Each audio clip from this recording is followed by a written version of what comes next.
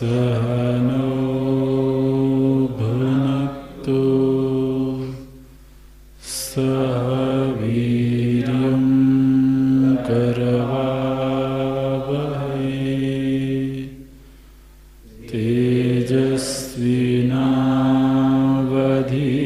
तेजस्विनावधीतमस्तु मा विद्विषावहै।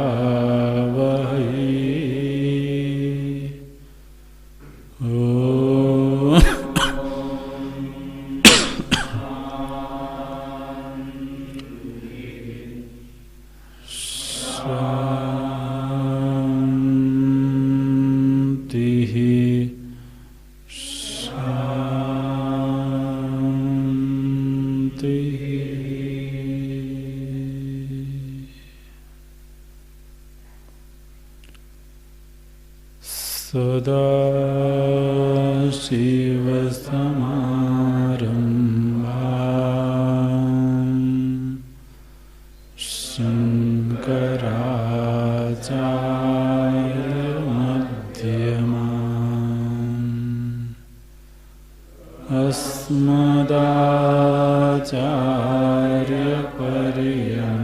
अस्मदाचार्यपर्यन्ताम् वन्दे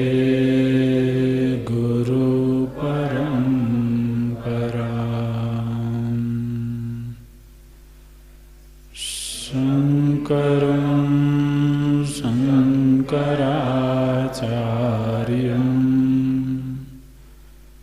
केशवं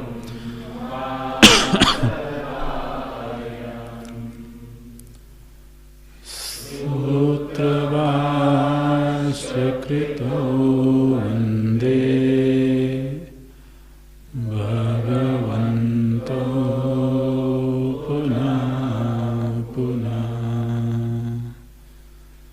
भगवन्तो पुनः पुनः।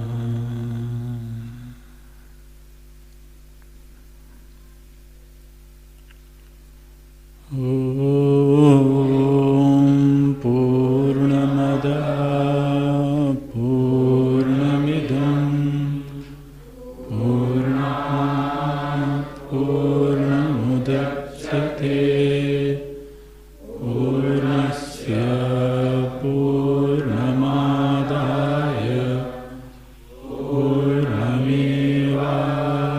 पूर्णमेवावशिष्यते।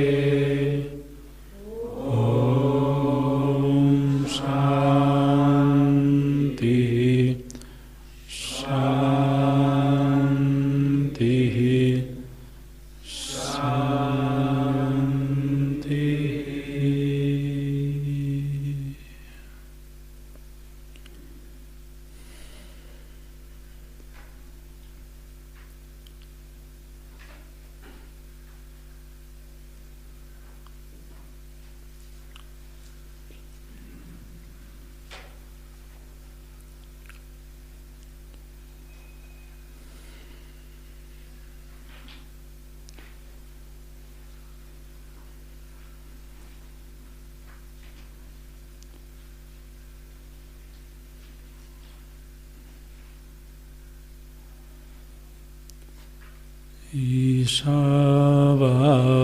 ईशावास्यमिदगं सर्वं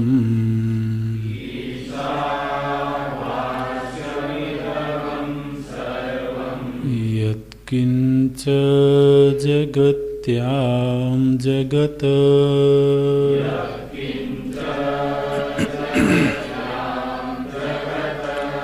तेन त्यक्तेन भुञ्जीताः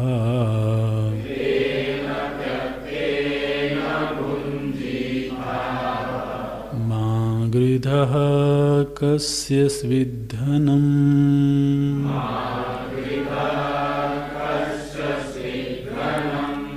कुर्वन्नेवेह कर्माणि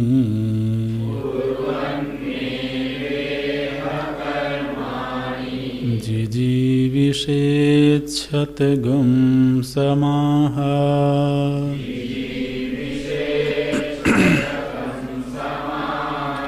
एवं एवं त्वयि नान्यथेतोऽस्ति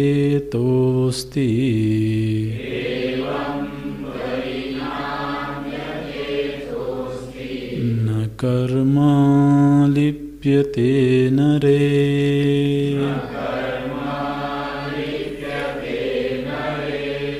असुर्यानां ते लोकाः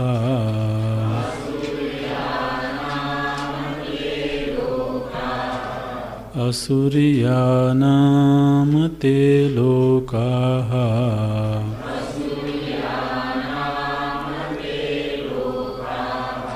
अन्धेन तमसावृताः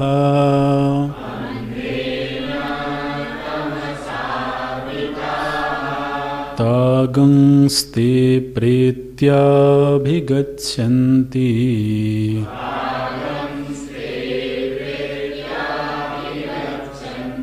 ये के चात्महनो जनाः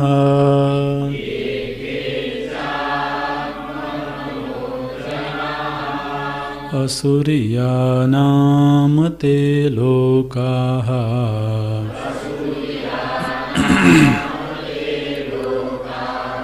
अन्धेन तमसावृताः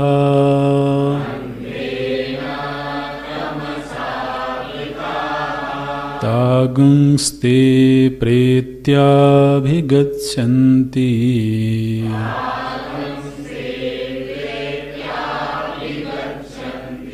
ये के चात्महनो जनाः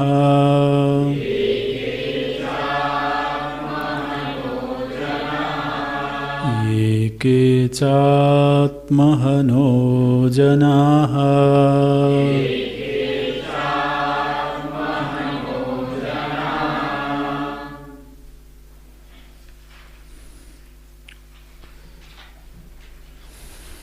कथं पुनः इदम् अवगम्यते। पूर्वेण मंत्रेण सन्यासिनः ज्ञाननिष्ठा उक्ता, द्वितीयेन तद् असक्तस्य कर्मनिष्ठा इति उच्यते। ज्ञानकर्मणोः विरोधं पर्वतवत् अकम्प्यं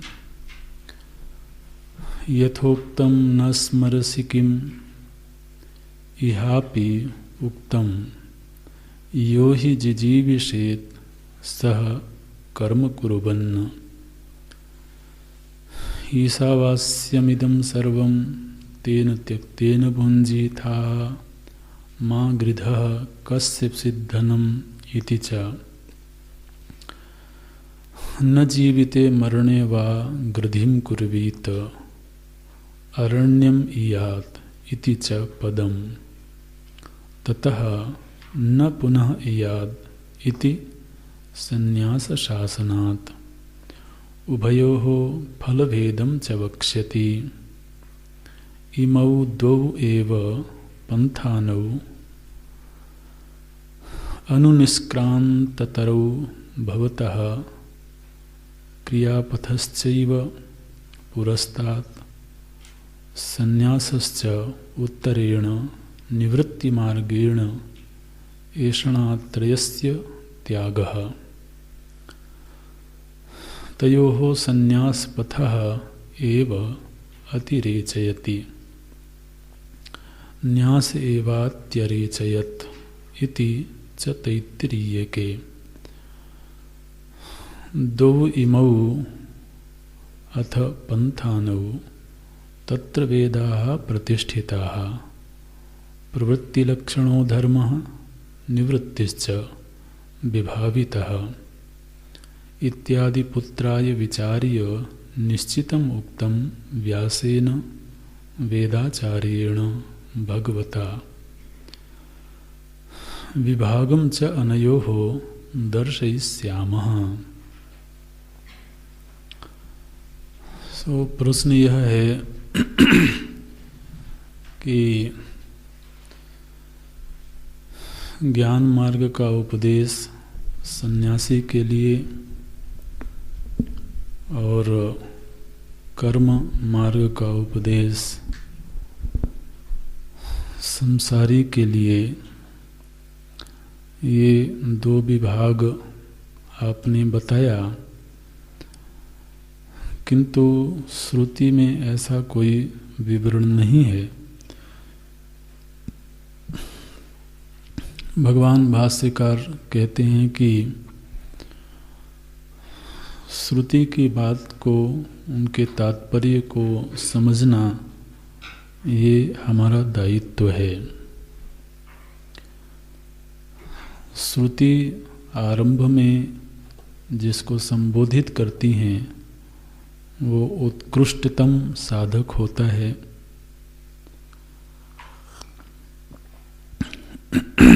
क्योंकि अंततः वेद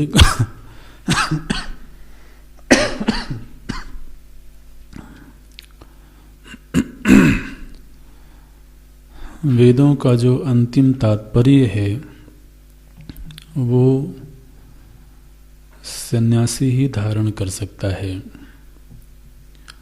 आत्मज्ञान ही समस्त वेदों का अंतिम कथन है, अंतिम तात्पर्य है, और उसको धारण करने की सामर्थ्य उस व्यक्ति में है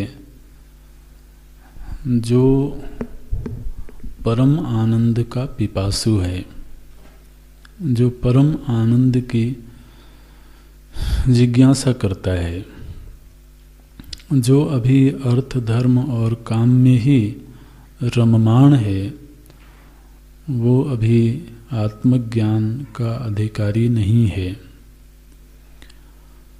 तो श्रुति का जो प्रथम संबोध्य है वो वह व्यक्ति है, वो जिज्ञासु है।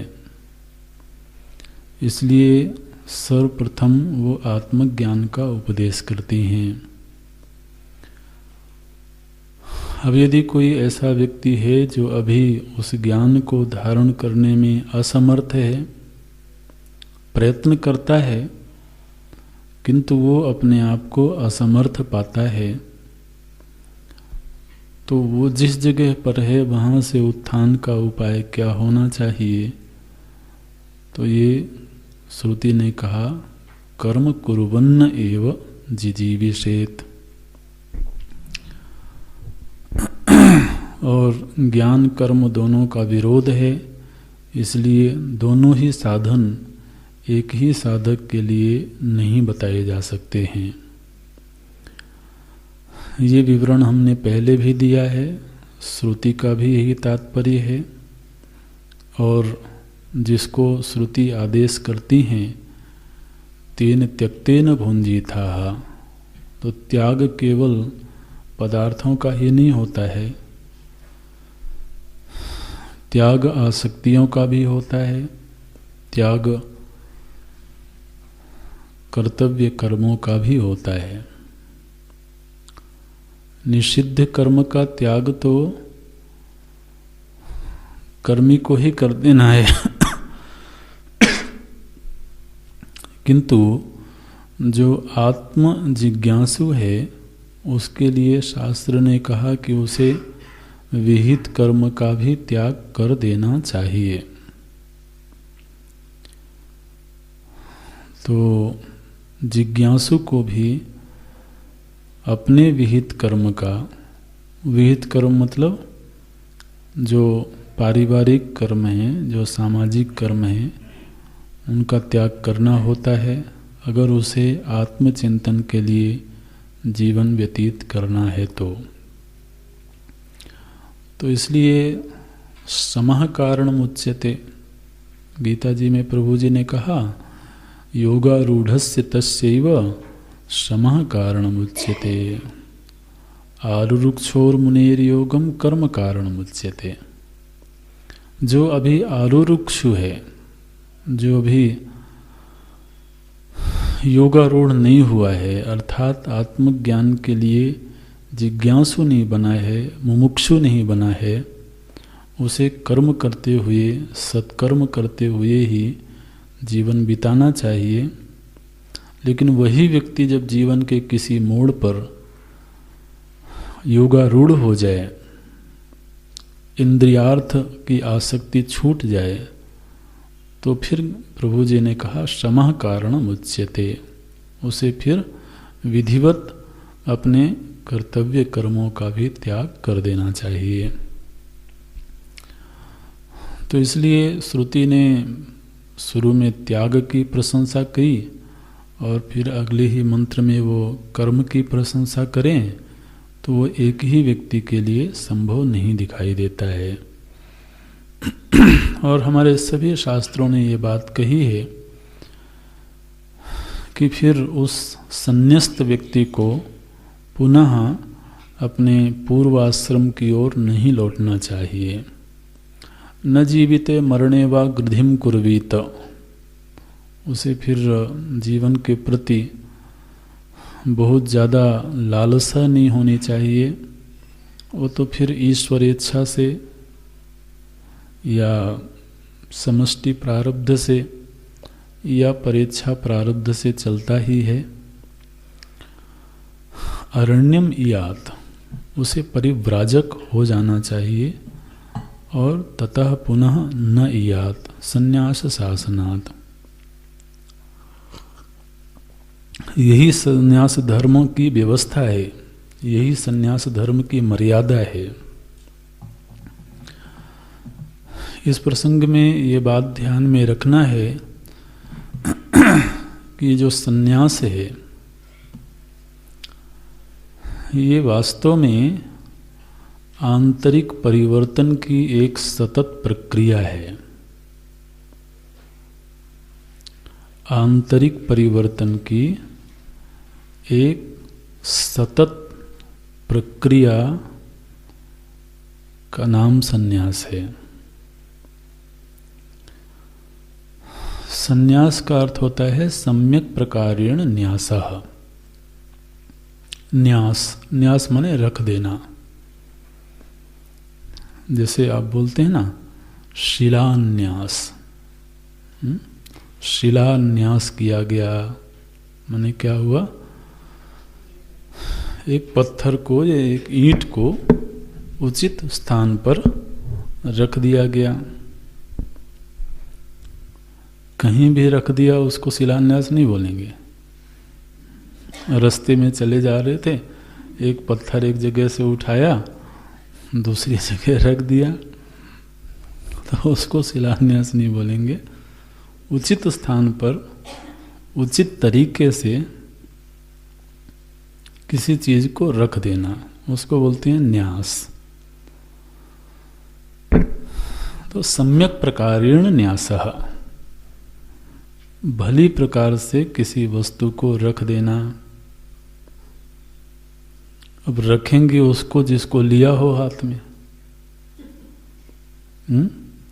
अब पहले से हाथ में कुछ है ही नहीं तो रखेंगे क्या? ठीक है ना। तो संन्यास शब्द में ये बात सन्निहित है कि जो हमने पहले से लिया हुआ था, किसी बौद्धिक धरातल पर पहुंचने के बाद लगा कि अब इसकी कोई उपयोगिता नहीं है।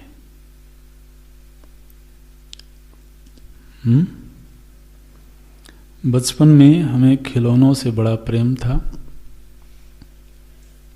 बड़े सुखद मालूम पड़ते थे, झगड़े भी करते थे उसके लिए।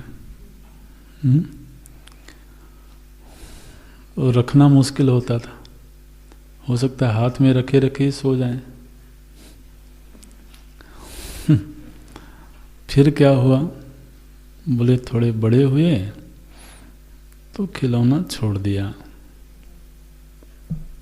तो किसी ने कहा कि अब खिलौना छोड़ दो। एक बौद्धिक स्तर प्राप्त हुआ हमको, और वो खिलौने की जो सुखासक्ति थी वो सहज ही निवृत्त हो गई, छूट गई। उसके लिए कोई प्रयत्न नहीं करना पड़ा। और कोई यदि 15 वर्ष का हो और अभी भी वो खिलौने लेके सोता हो तो आप क्या कहोगे? अभी बड़ा नहीं हुआ है ना। बड़ा हो गया माने क्या? केवल उम्र से बड़ा हो गया ऐसा नहीं, शरीर तो बड़ा हो गया, उम्र बढ़ गई, लेकिन बड़ा होने का जो हमारे मन में मापदंड है वो ये है कि बौद्धिक रूप से वो मैच्योर हो गया, बड़ा हो गया। तो जो जो चीज किसी समय हमें बड़ी सार्थक मालूम पड़ती थी, कालांतर में वह निरर्थक मालूम पड़ने लगी, तो उसको सहज ही हमने छोड़ दिया। ये एक सतत प्रक्रिया है, ये एक दिन में घटती नहीं है। इसी तरीके से अगर कोई विचार पूर्ण जीवन जीता है, जज बन के जीवन जीता है, अपने ही जीवन की उपलब्धियों को जज करता है, उनको देखता है, तो धीरे धीरे संभव है कि किसी के जीवन में कोई ऐसा बौद्धिक स्तर प्राप्त होवे जबकि उसको ये पद प्रतिष्ठा ऐश्वर्य आदि भी वैसे ही निरर्थक मालूम पड़ने लगे जैसे खिलौने निरर्थक हो गए। तो एक बौद्धिक मैच्योरिटी है, एक बौद्धिक विकास है, और ये आंतरिक परिवर्तन है। तो बौद्धिक रूप से जब इस तरह का कोई आंतरिक परिवर्तन हुआ, तो फिर जो चीज सार्थक ही नहीं है उसको अनावश्यक रूप से ढोते रहने का क्या मतलब है? तो उचित तरीके से वो उसको छोड़ देता है, मजबूरी में नहीं। उसको स्वतः ही लगने लगता है कि भाई इसमें कोई विशेष रस नहीं है, लेकिन ये उसको ही लगे तभी बात बनेगी, किसी के कहने से बात नहीं बनेगी। जो कह रहा होगा उसका अपना धरातल होगा, लेकिन जब उसको स्वयं ही, हमें स्वयं ही लगने लगे किसी मोड़ पर कि अब इन संबंधों का, इन आसक्तियों का, इन वस्तुओं का कोई विशेष प्रयोजन नहीं है, तो फिर छूट गया, बौद्धिक धरातल पर छूट गया। अब जब ये स्थिति किसी को प्राप्त हो गई, बड़े विचार से प्राप्त हुई, चिंतन से प्राप्त हुई, भावुकता से नहीं, तो उसके बाद में फिर उसका आगे का जीवन क्या होगा? तो फिर आगे का जीवन होगा उसका अरण्यवास, है ना। अरण्यवास माने गुरुकुलवास। अरण्यवास मतलब ऐसा नहीं कि कहीं पेड़ के नीचे जाके बैठ गए। कभी कभी अरण्यवास की इच्छा होती रहती कुछ लोगों की।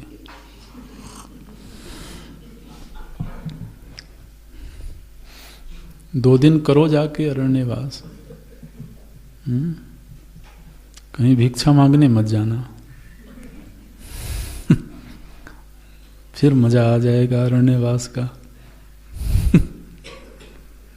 तो अरण्यवास का अर्थ है गुरुकुलवास, गुरु की शरण में जाकर के फिर शास्त्राध्ययन करना। तो यदि इस निर्णय के साथ वो अरण्यवास करने लगा, निर्णय के साथ में, और एक बार उसने किसी चीज को फीका समझ लिया, किसी चीज को निरर्थक समझ लिया, तो 20 वर्ष की उम्र में वो पुनः माता पिता से खिलौने की मांग करने लगे। क्या कहेंगे? फिर लौट के मत जाना उधर। भगवान भाष्यकार क्या कह रहे हैं? ततो न पुनः याद, वापस लौट के मत जाओ। ये वैसा ही ऐसे समझना कि बचपन की चीजें जब छूट गई तो छूट गई। अगर तो किसी उम्र में फिर से उनकी ज़रूरत महसूस होने लगे, इसका मतलब है कि वो जो बड़ा हुआ था वो ढंग से नहीं बड़ा हुआ था। वो तरीके से, क्रमबद्ध तरीके से वो बड़ा नहीं हुआ था। इसलिए न पुनः याद। और जो चीज़ें छूटी थी वो कर्म से मिली थी, तो चीज़ें छूटी माने साथ में कर्म भी छूटा। तो अब पुनः कर्म की ओर प्रवृत्ति होना, बोले नहीं जी हम तो अभी गुरुकुल में पढ़ाई करेंगे, फिर क्या होगा? बोले डिग्री मिलेगी, फिर स्कूल में जाके नौकरी करेंगे। तो लोग पूछते हैं आपके यहाँ कोर्स होता है तो कोई सर्टिफिकेट मिलता है क्या?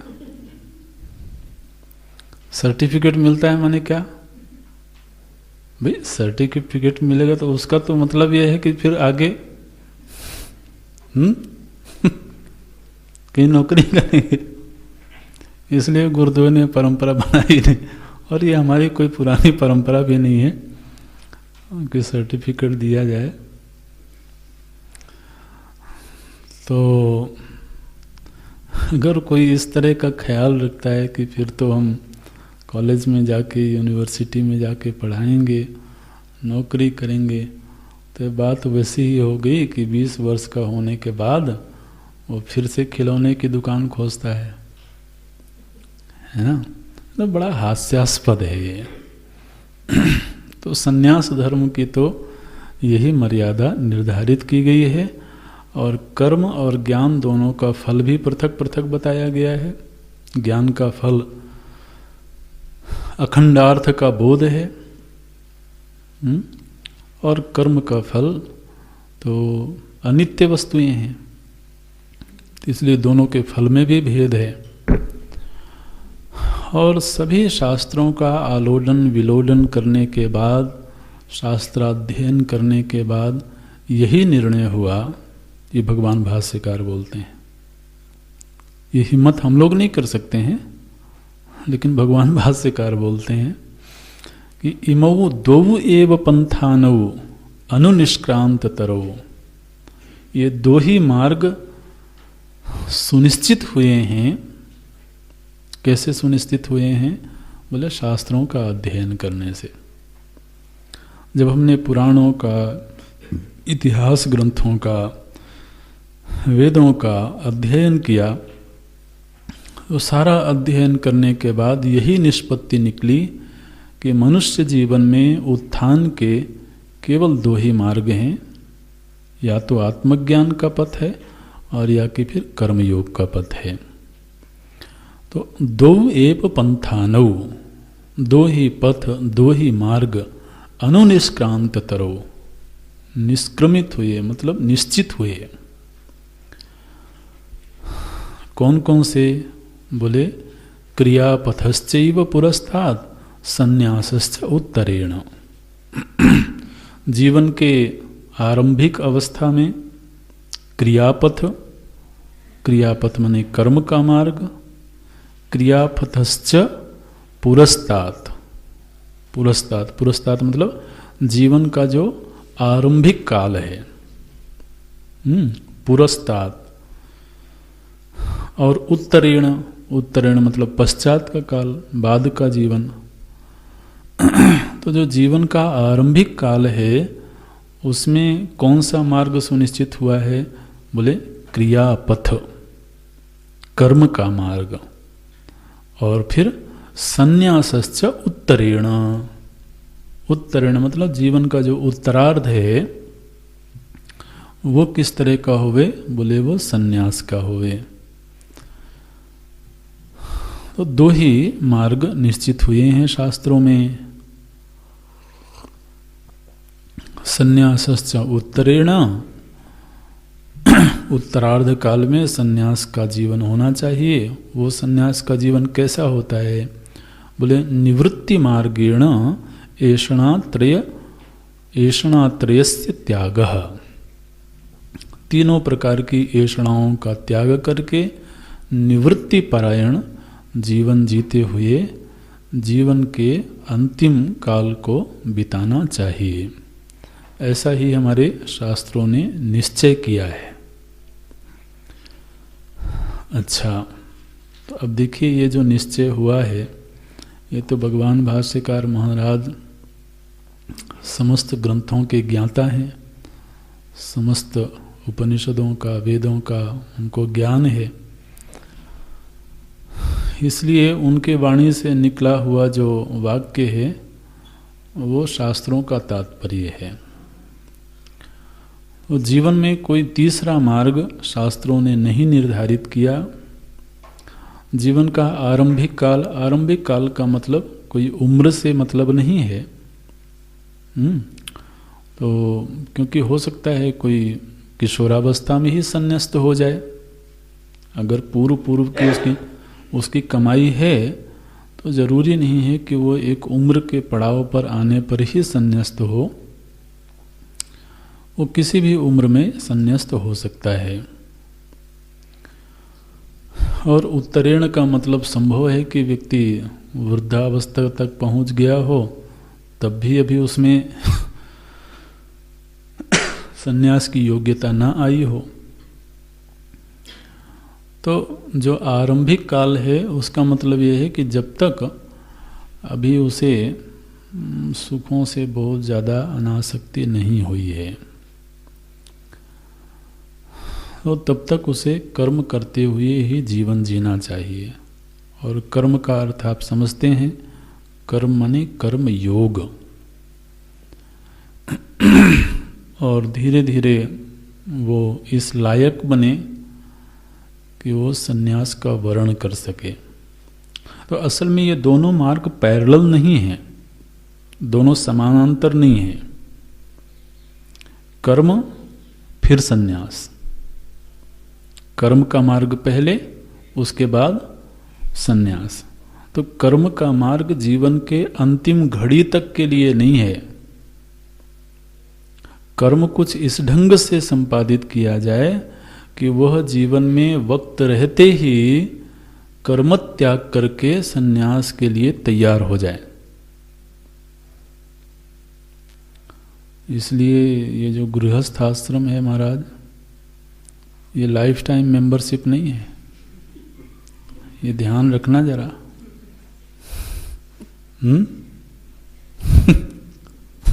आप कोई पत्रिका की मेंबरशिप लेते हैं ना, किसी संस्था की मेंबरशिप लेते हैं, उसकी एक लिमिट होती है, 10 साल के लिए, 20 साल के लिए, 25 साल के, कुछ की लाइफ टाइम मेंबरशिप होती है। लेकिन संस्थाओं ने लाइफ टाइम की भी लिमिट बना रखी है। लाइफ टाइम माने 25 साल या 10 साल। अब लाइफ टाइम मतलब आदमी इतना लंबा जीता रहे तो कब तक कब तक देते रहेंगे। लेकिन कहा तो यही जाता है लाइफ टाइम, मतलब यही है ना कि जब तक लाइफ है, जब तक जिंदगी। तो आप क्या मान के चलते हो कि केवल 10 साल की ही जिंदगी। तो लेकिन हमारे शास्त्रों ने ये विधान किया कि जिस तरह से ब्रह्मचर्य आश्रम 25 वर्ष का है, इसी तरह से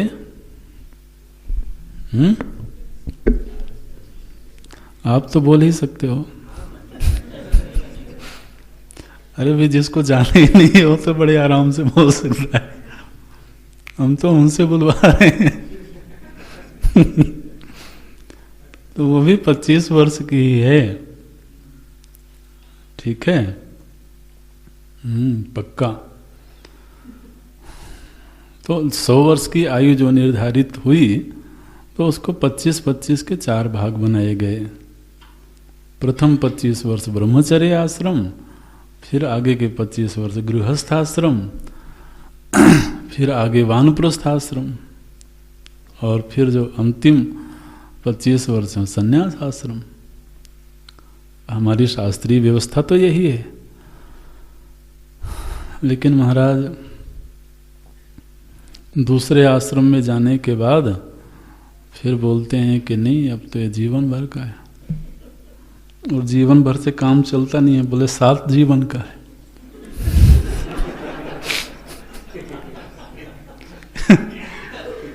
बताओ, तो एक जीवन में पूरा हो जाए।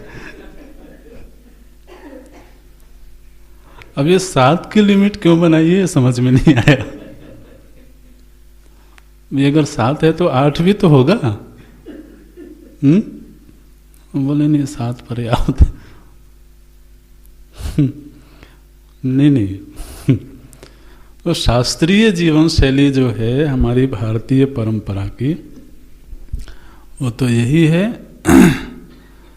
कर्म ते फिर विरति, धर्म ते विरति, योग ते ज्ञाना। क्योंकि जो जीवन का अंतिम पड़ाव है वो कर्म से प्राप्त नहीं होता, न कर्मणा, न प्रजया, न धनेन, त्यागेन एके अमृतत्वम आनशु। ये रोज पढ़ते हैं ना। वो जो तत्व है वो कर्म से, प्रजा से, धन से नहीं प्राप्त होता है। त्यागेन एके, त्याग पूर्वक ही अमृतत्व की प्राप्ति होती है। तो इसलिए जीवन का आरंभ कर्म और समापन त्याग, संन्यास, तो ये 2 ही मार्ग सुनिश्चित हुए हैं शास्त्रों के द्वारा। इन दोनों में से तयो हो संन्यास पथा एव अतिरेचयति। इन दोनों मार्गों में से फिर जो संन्यास मार्ग है वो एक्सल कर जाता है, मतलब वो आगे है। ऐसा नहीं कि पहले संन्यास का मार्ग जिएंगे बाद में कर्म का, ऐसे नहीं, उल्टा नहीं करना। पहले कर्म फिर संन्यास, संन्यास पथा एव अतिरेचयति, वही अंतिम, वही श्रेष्ठतम मार्ग है। और ऐसा हम केवल अपने भाव से नहीं कह रहे हैं, ऐसा ही उपनिषदों में कहा गया है। न्यासः एव अतिरेचयत, न्यास ही, संन्यास ही जीवन का श्रेष्ठतम पड़ाव है, श्रेष्ठतम उपलब्धि है। ऐसा इति तैत्तिरीय के, ऐसा तैत्तिरीय आरण्यक में कहा गया है। और ऐसा ही भगवान वेदव्यास जी ने महाभारत में कहा है। तो महाभारत का एक श्लोक उद्धृत करते हैं भगवान भाष्यकार। जो आगे पंक्ति है वह असल में एक श्लोक है। द्वाविमावथ पंथानौ तत्र वेदाः प्रतिष्ठिताः प्रवृत्ति लक्षणो धर्मो निवृत्तिश्च विभावितः। इसमें क्या कहा है उन्होंने, बोले द्वौ इमौ अथ पंथानौ, इस जीवन में, इस मनुष्य जीवन में केवल 2 ही पथ हैं। और ऐसा किसने कहा है, बोले तत्र वेदाः प्रतिष्ठिताः, वेदों ने ये व्यवस्था दी है, वेदों ने ये निर्णय दिया है कि मनुष्य जीवन में केवल 2 ही पथ उसके उत्थान के साधन हैं।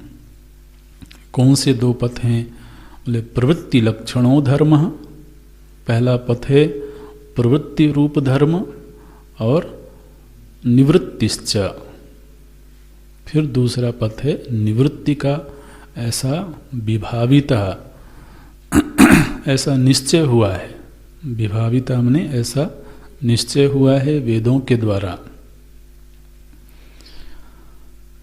और यह जो बात है वो किसने कही है, बोले इत्यादि पुत्राय विचार्य निश्चितम उक्तम व्यासेन, व्यासेन निश्चितम उक्तम। वेदव्यास जी ने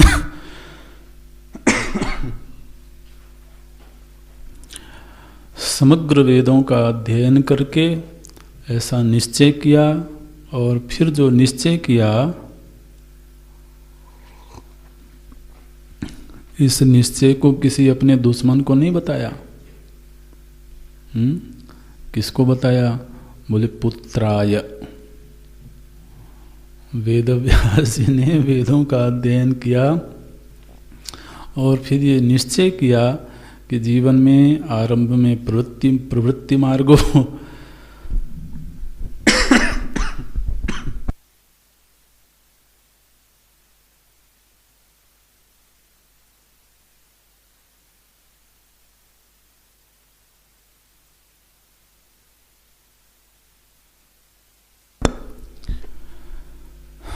तो ऐसा निश्चय करके निश्चितम उक्तम विचार्य निश्चितम, ऐसा विचार करके फिर निश्चय करके पुत्राय व्यासेन उक्तम, वेद व्यास जी ने अपने पुत्र को कहा। क्या बताया? बोले बेटा अगर अभी विषयासक्ति है तो प्रवृत्ति मार्ग में जाओ, लेकिन प्रवृत्ति मार्ग में ही मत रहना। जीवन में एक ऐसा मोड़ आना चाहिए जब प्रवृत्ति मार्ग का त्याग करके निवृत्ति मार्ग में चलना। ये वेद व्यास जी ने स्वयं अपने पुत्र को बताया है। अब ये बड़ा मुश्किल होता है वैसे। दूसरे के बेटे को तो बताना बड़ा आसान है, लेकिन अपने बेटे को बताना बड़ा मुश्किल होता है। लेकिन बोलते हैं, भगवान भाष्यकार जानबूझ के बोलते हैं कि पुत्राय उक्तम। क्यों पुत्राय उक्तम? क्योंकि यही वेद का निर्णय है और यही जीवन का की सफलता का रहस्य है। इसलिए पिता का कर्तव्य तो यही है, उसका दायित्व तो यही है कि वह अपने पुत्र को वही सलाह दे जो सलाह शास्त्र सम्मत हो, वेद सम्मत हो। तो केवल अपनी थोड़ी सी आसक्ति को, थोड़े से सुख को सामने रख करके वो उसको वेद विमुख तो नहीं बना सकता। तो अगर कोई वैदिक है, वेदों को जानने वाला है, तो वो तो अपनी संतान को यही सलाह देगा जीवन को इस ढंग से जिया जाए कि एक दिन संन्यास मार्ग का अनुसरण हो सके। तो ये वेद व्यास जी ने बताया है। वेद व्यास जी कौन हैं? वेदाचार्येण, वो समस्त वेदों के आचार्य हैं, समस्त वेदों का उनको ज्ञान है। और हमारी दृष्टि में तो वो केवल आचार्य ही नहीं है, भगवता, वो स्वयं भगवान हैं। वेद व्यास जी भगवान के अवतार हैं। 24 अवतारों में एक अवतार है। वेदों का उनको ज्ञान है और स्वयं भगवत स्वरूप हैं वो। उन्होंने ये निर्णय दिया। क्या निर्णय दिया? 2 इमौ अथ पंथानौ तत्र वेदाः प्रतिष्ठिताः। वेदों में 2 मार्गों का निश्चय हुआ है। पहला है प्रवृत्ति लक्षणः धर्मः और निवृत्तिश्च धर्मः, दूसरा निवृत्ति का धर्म है। इति व्यासेन वेदाचार्येण भगवता उक्तम। और यह जो विभाग है ये हम आपको इस उपनिषद में आगे भी दिखाएंगे। ये भगवान भविष्य के लिए बोल रहे हैं। विभागम च अनयोः दर्शयिष्यामः, ये भविष्य की क्रिया है। दर्शयिष्यामः माने दिखाएंगे हम आपको। वैसे तो इन 2 मंत्रों में ही ये बात निश्चित हो गई, लेकिन फिर भी अगर आपको संतोष नहीं हो रहा है तो आगे फिर हम बताएंगे कि श्रुति बार बार यही तात्पर्य बताती हैं। अनयोः च विभागम दर्शयिष्यामः। तो हम लोगों ने अभी तक देखा कि जीवन का जो सर्वोत्कृष्ट रहस्य है वो तो आत्मज्ञान है, वो तो ईसावास्यम है। यही चरम है मनुष्य जीवन के लिए। फिर वो मनुष्य किसी जाति का है वो महत्व की बात नहीं है। उन्हें श्रुति जब संबोधित करती हैं तो कोई जाति, वर्ण, देश, काल ये सब देख करके संबोधित नहीं करती हैं। आज से 1000 वर्ष पहले जो व्यक्ति था उसके लिए भी यही वक्तव्य है, आज जो व्यक्ति है उसके लिए भी यही वक्तव्य है।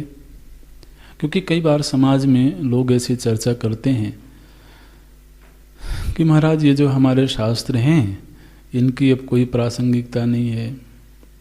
अच्छा जी, अब ये पुराने हो गए। वाह भाई, पुराने हो गए। भोजन करने से भूख मिटती है, ये पुराना नहीं हुआ?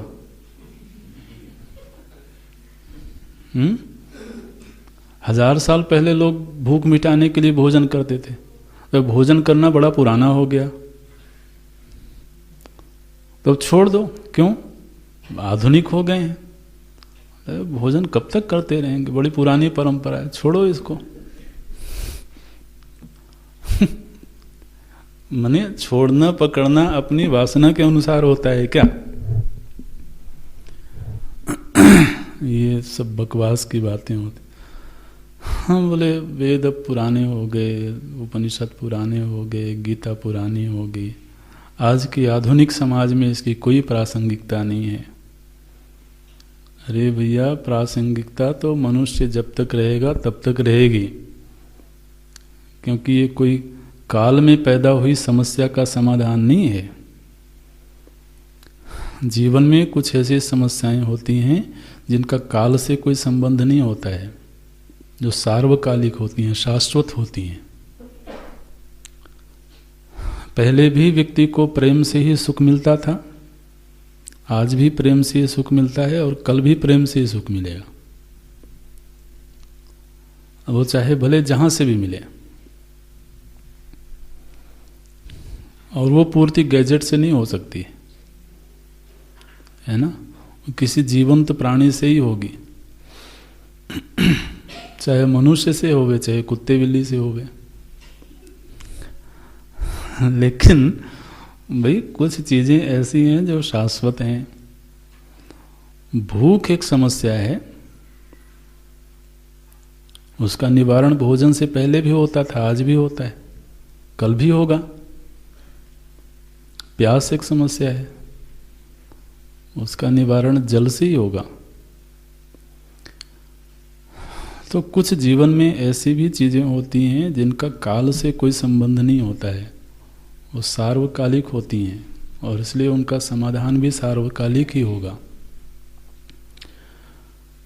तो इसी तरह से जो हमारे शास्त्र हैं, इनका जो वचन है, जो वक्तव्य है, वो किसी काल से संबंध नहीं रखता है। परम आनंद का हेतु केवल आत्मज्ञान है। ये पहले भी था, आज भी है, आगे भी वही रहेगा। इसलिए श्रुति जब किसी को संबोधित करती हैं तो वो किसी देश के वासी को संबोधित नहीं करती हैं। अब ये तो हमारी आपकी या लोगों की क्षुद्रता है कि वो किसी देश तक सीमित कर दें, किसी भौगोलिक स्तर तक सीमित कर दें, लेकिन ऐसा है नहीं। ये वेद वचन सार्वभौमिक हैं, सार्वकालिक हैं। तो उन्होंने जो अंतिम निर्णय दिया है वो तो यही दिया है कि जिसको विश्राम चाहिए वो ईसावास्यम की साधना करे। परम विश्रांति का उपाय यही है। लेकिन अगर किसी में अभी वो योग्यता नहीं है तो फिर जो दूसरा उपाय है वो है ईश्वर की शरण में रह करके ईश्वरार्पित भाव से वो अपने कर्तव्य कर्मों का संपादन करे धर्मपूर्वक। तो कर्तव्य और धर्म, इनमें थोड़ा सा अंतर करना चाहिए। कर्तव्य धर्म तब बन जाता है जब कर्तव्य प्रभु से जुड़ जाता है। कर्तव्य कर्तव्य रह जाएगा, वो धर्म नहीं बनेगा जब तक वो प्रभु से नहीं जुड़े। तो कर्तव्य परायण होना बड़ी बात है, लेकिन धर्म परायण होना उससे बड़ी बात है। तो कर्तव्य परायण व्यक्ति को ही धर्म परायण नहीं कहा जा सकता है। हालांकि कर्तव्य परायणता व्यक्ति को प्रमाद से बाहर निकाल देगी। कोई अगर कर्तव्य परायण हो तो महाराज वो हमारे सुख दुख की अपेक्षा नहीं रखता है। माता अगर अपने बच्चे के प्रति समर्पित है तो जरूरी नहीं है कि हमेशा सुख मिले उसको, हो सकता है रात भर जागना पड़े।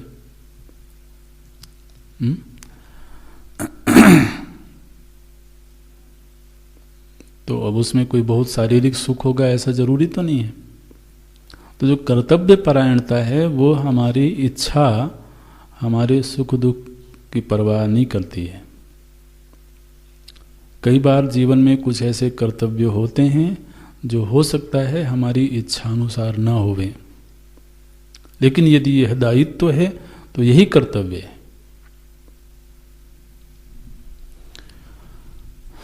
तो कर्तव्य परायणता होना अकर्मण्यता से तो बाहर निकालने का बड़ा साधन है, लेकिन फिर वो कर्तव्य किसके लिए हो रहा है, अगर वो प्रभु से जुड़ गया तो सही अर्थों में ये जीवन का प्रथम मार्ग है। उसके पहले तक श्रुति ने कोई मार्ग बताया ही नहीं। अगर तो वह ईश्वर परायण होकर के कर्तव्य कर्म नहीं करता है तो अभी वो मार्ग में आरूढ़ ही नहीं हुआ है। आप देख रहे हैं ना, ये दो मार्ग बताए गए। मार्ग मतलब क्या है, जिस पर व्यक्ति चलता है। तो चलने के दो मार्ग बताए, एक तो वो आत्मज्ञान का मार्ग है, दूसरा कर्मयोग का मार्ग है। अब यदि जीवन में अभी आत्मज्ञान से तो बहुत दूर है वो व्यक्ति, लेकिन अभी वो कर्म योग के मार्ग पर भी आरूढ़ नहीं हुआ, इसका मतलब वो अभी चल नहीं रहा है। बोले महाराज जीवन तो चल रहा है। नहीं, जीवन तो चल रहा है, इसमें कोई दो राय की बात नहीं। और जीवन तो पशुओं का भी चल रहा है, उसमें ऐसे कौन सा बड़प्पन है। लेकिन सही अर्थ में हम चलने लगे, और चलने का मतलब क्या होता है भाई, चलेंगे तो कोई दिशा होगी, चलेंगे तो कुछ कदम आगे बढ़ेंगे। तो अभी हम जहां कहीं से भी चल करके इस मनुष्य के पड़ाव पर पहुंचे। अब इस मनुष्यता के पड़ाव से आगे चलने के दो मार्ग बताए श्रुति ने। अगर हमने इन दोनों मार्गों का वर्णन नहीं किया तो चाहे भले हम कर्तव्य परायण होवें, उसका लाभ ही होगा कि हम मनुष्यता से मनुष्यता में ही चले जाएंगे। तो कहीं जाना तो हुआ नहीं, ठीक है ना। और या तो फिर अगर कर्तव्य परायण जीना जीवन नहीं है तो मनुष्यता से फिर नीचे की ओर चले जाएंगे, तब भी आगे बढ़ना नहीं हुआ। आगे बढ़ना तो तब माना जाए जब आज जहां है उससे कुछ कदम आगे बढ़े हों, तभी उनको मार्ग पर आरूढ़ है ऐसा माना जाएगा। तो यहाँ से आगे बढ़ने का जो पथ है वो प्रथम है कर्मयोग, ईश्वरार्पित होकर के कर्तव्यानुष्ठान, और फिर उससे आगे का पड़ाव है आत्मनिष्ठा। और अभी कोई व्यक्ति इन दोनों ही मार्गों पर आरूढ़ नहीं हुआ है, चाहे भले वो सुखमय जीवन जी रहा है, ऐश्वर्य से भरपूर जीवन जी रहा है, लेकिन वो चल कहीं नहीं रहा है। महाराज हमारे वेद भगवान ने भौतिक उपलब्धियों को उपलब्धियों में गिना ही नहीं।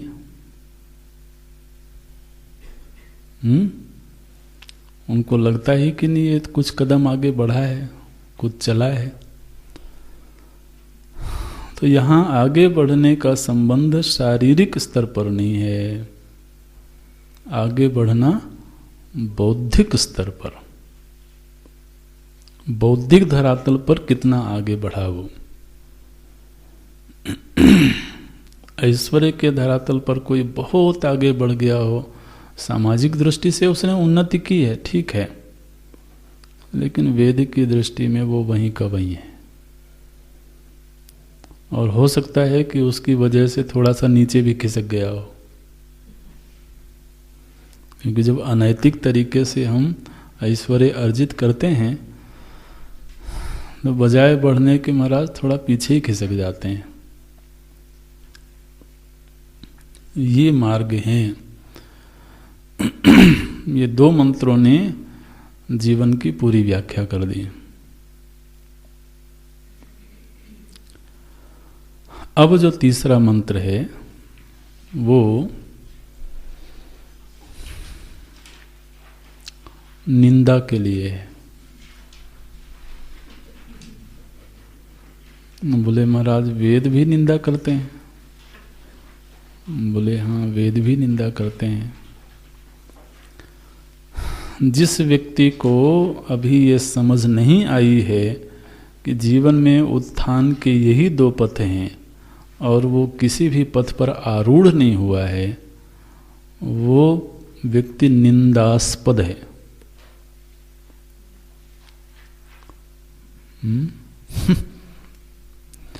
असुरिया नाम ते लोकाः अंधेन तमसा वृताः तागंस्ते प्रेत्याभिगच्छन्ति ये के चात्महनो जनाः। भगवान भाष्यकार ने इस मंत्र की संगति लगाई। बोलते हैं अथ इदानीम अविद्वन निंदार्था अयम मंत्र आरभ्यते।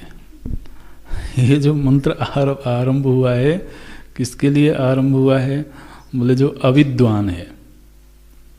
अविद्वान है माने ना समझ है। ये तो हमने थोड़ा सॉफ्ट बना के बोला है, माने मूर्ख है। ठीक है ना। अविद्वान, जो अविद्वान है, ना समझ है, उसकी निंदा के लिए ये मंत्र आरंभ हो रहा है। क्या है मंत्र में तो विवरण तो अगली कक्षा में देखेंगे। इसमें श्रुति कहती हैं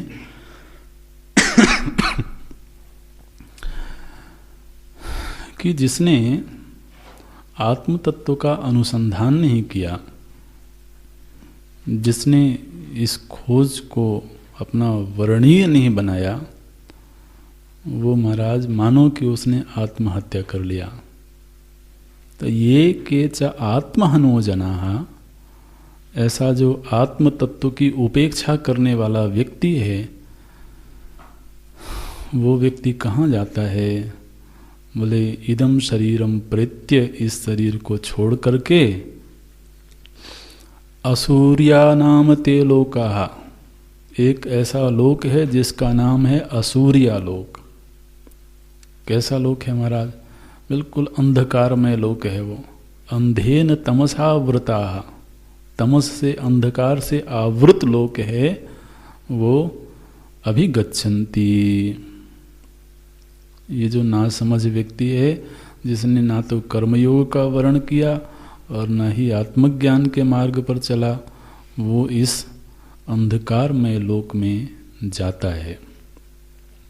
ये श्रुति माता का कथन है। अगली कक्षा में देखते हैं। ओम पूर्णमदः